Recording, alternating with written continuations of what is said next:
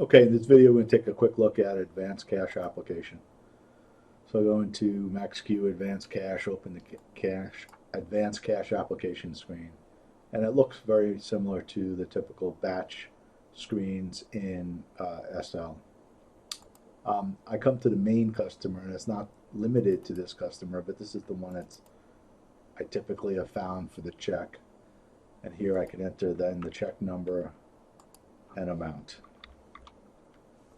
And then when I come down, I can come in and I can key in. Notice it defaults the customer to the main customer. I can change that.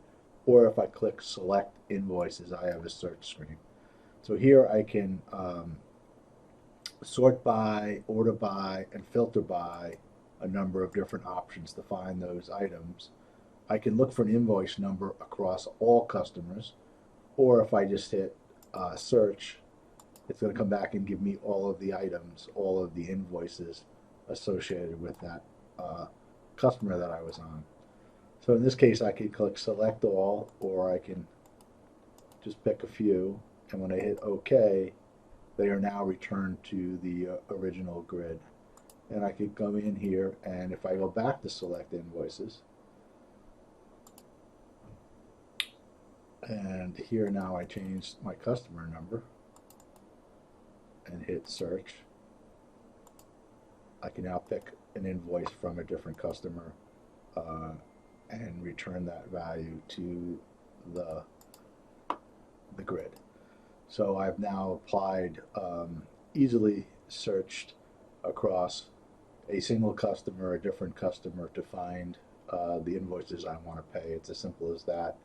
Now, just a couple of other quick things is I have document level deduction, so I could go in and have a deduction or reapply a cash or credit items to that specific invoice, or more, I guess not more importantly, but more functionality that's usually missing in systems. I could do that on a check level.